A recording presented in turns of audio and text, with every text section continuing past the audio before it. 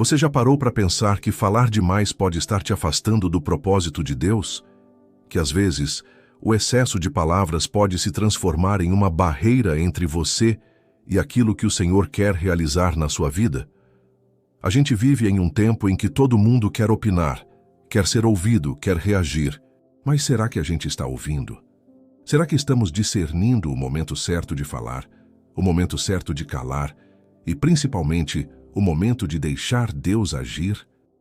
Falar demais é como deixar uma torneira aberta. Aos poucos, a gente vai desperdiçando algo precioso, a sabedoria. Porque a sabedoria verdadeira não está na quantidade de palavras, mas na qualidade do silêncio. A Bíblia diz em Provérbios 17, 27 e 28, quem retém as suas palavras possui o conhecimento, e o homem de espírito sereno é sensato. Até o tolo, quando se cala, será tido por sábio, e o que cerrar os lábios, por entendido. Isso é muito forte. A palavra de Deus está dizendo que até o tolo, se ficar em silêncio, pode ser confundido com alguém sábio. Ou seja, calar pode ser um ato de inteligência espiritual. Mas na prática, a gente erra. Erra quando fala sem pensar, quando comenta sem saber, quando critica sem entender o contexto. Erra quando responde por impulso e esquece de olhar o outro com misericórdia. Quantas vezes você já falou algo que depois se arrependeu? Algo que feriu alguém, mesmo sem intenção? Algo que parecia apenas uma opinião, mas acabou se tornando um julgamento? Eu já fiz isso. Já fui precipitado. Já dei minha opinião quando ninguém pediu. Já corrigi alguém sem ter autoridade espiritual para isso. E sabe o que aconteceu? Me afastei de pessoas. Me afastei de oportunidades. E o mais grave, me afastei do que Deus queria fazer naquele momento. Porque Deus trabalha em ambientes de humildade, de compaixão, de escuta. E a língua solta impede que esses ambientes floresçam. As redes sociais, então, são o campo perfeito para esse tipo de erro. A gente vê um vídeo, uma frase, um comportamento e já sai comentando. Escreve, julga, compartilha como se fosse dono da verdade. Mas será que sabemos mesmo o que está por trás daquela situação? Jesus, quando esteve entre nós, teve várias oportunidades de falar demais.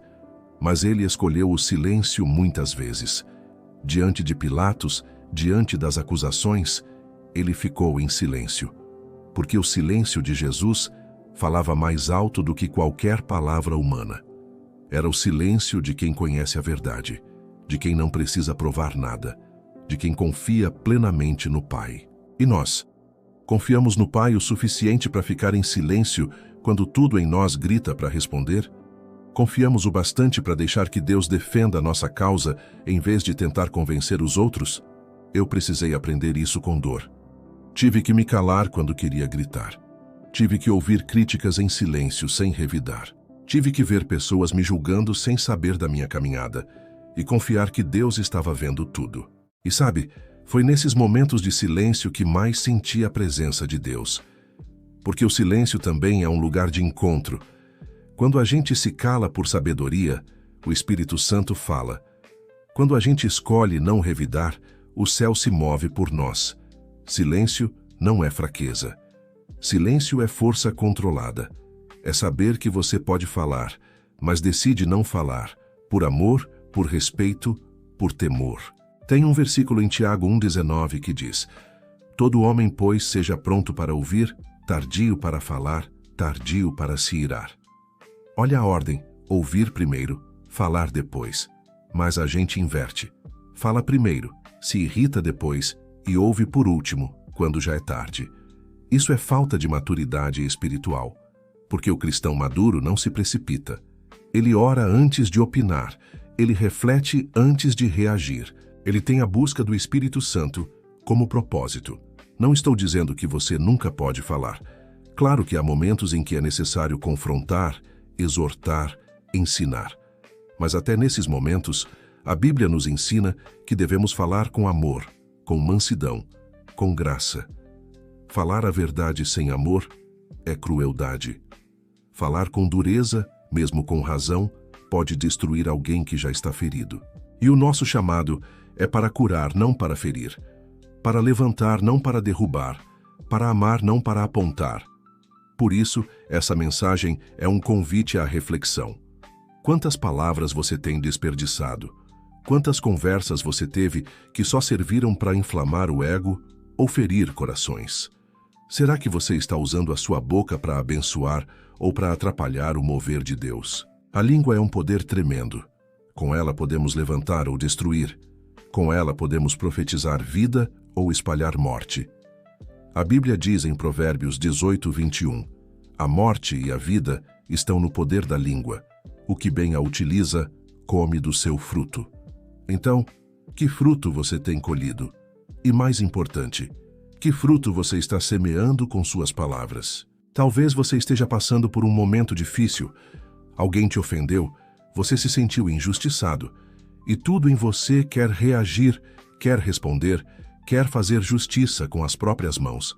Mas calma, Deus está vendo, Deus sabe, e Ele é o justo juiz. Confie no tempo de Deus, confie no silêncio de Deus, porque às vezes o céu também se cala, mas isso não significa ausência, significa estratégia. Significa que Deus está agindo de uma forma que você ainda não entende, mas que no tempo certo vai fazer sentido. Você não precisa vencer todas as discussões. Você não precisa convencer todo mundo.